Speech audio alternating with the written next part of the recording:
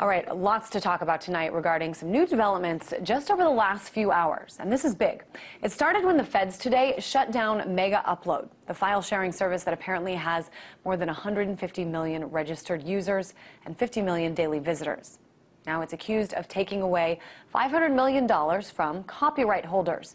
So the founders and employees of Mega Upload have been charged by a U.S. grand jury with copyright infringement, and at least 7 of them have already been arrested.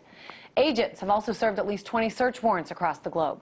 Now, in response, the largest attack ever by the hacktivist group Anonymous.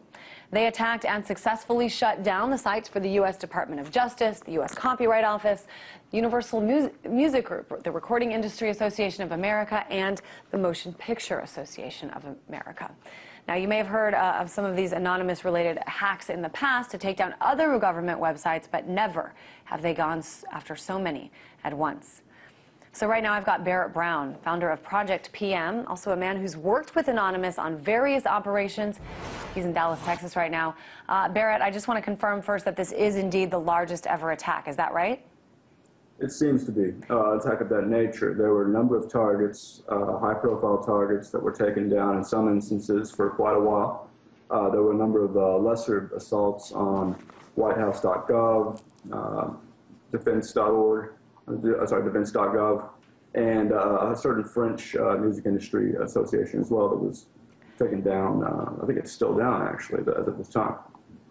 All right, so I know that it was the U.S. Department of Justice that actually announced this retaliation, I guess, against Mega Upload, and then you guys went after U.S. Justice Department. Talk to me about why you picked some of the other websites. I think I have a hunch that it might have to do with s.o.p.a. and PIPA, and then also what can we expect next? I've been keeping my eyes here on Whitehouse.gov, but what's on the horizon here?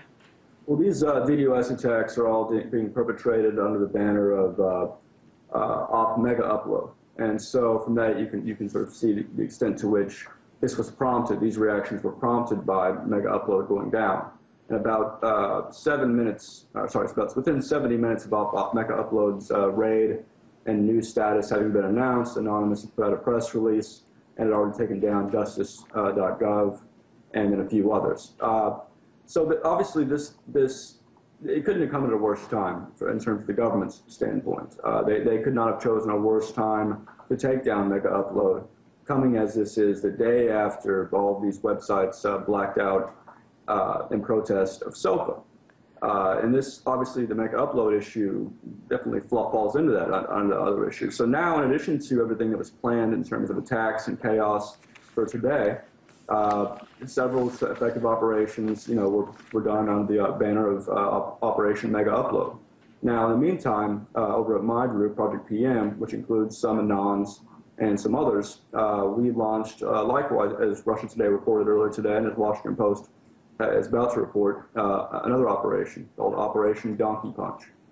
This is predicated on the idea that here we've had a number of congressmen switch their votes in a period of 24 hours based on the blackout, participated in by Reddit and others, while also these Democratic congressmen who are still planning to vote yes on s.o.p.a. and support it. And the reasoning from their standpoint is that they're not going to get any retaliation. There's so many of them, it'll go under the radar. They'll be able to support s.o.p.a., keep getting their money from their donors in that industry, and move on with their lives. We seek to change that.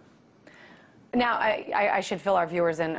First of all, that's a very interesting name for your operation. I won't say it again. But just for our viewers, I want to fill them in just in case they have been sleeping this week. s.o.p.a. and PIPA, the Stop Online Piracy Act proposed in the House and the Protect IP Act proposed in the Senate.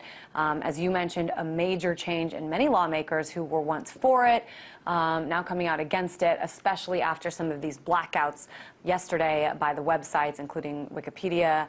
Google had a symbolic blackout.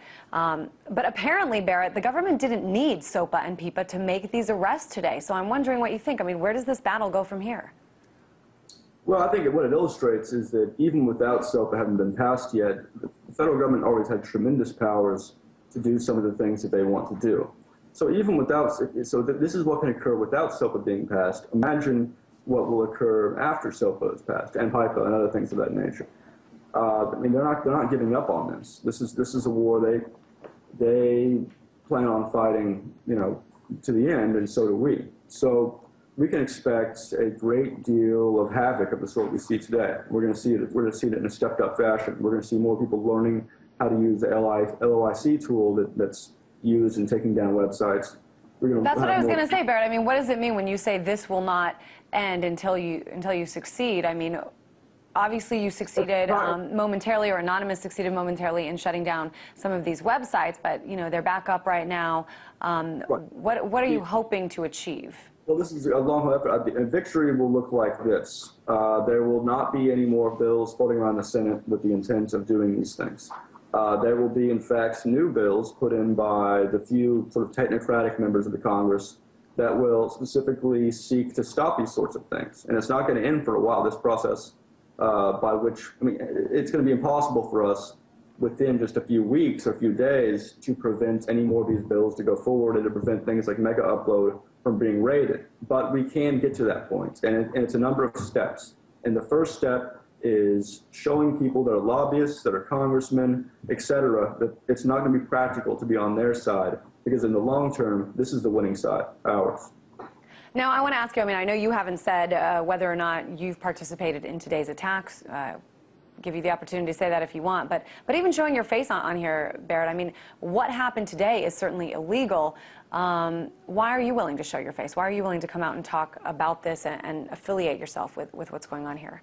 Well, my name's been openly used since my Project PM days early on, before I got involved in Anonymous, and I've remained, you know, I don't, if I don't care about the rules of America, you can imagine how much I care about the rules of Anonymous, you know.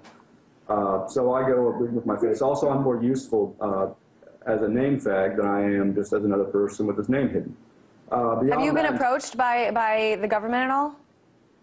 I have approached some of them. Oh, interesting. And they have never come to talk to me. There was a Pentagon investigation that you guys reported on that was in reference to something I had kicked off against them, and they never came and talked to me. No one talks to me. I'm a very lonely person.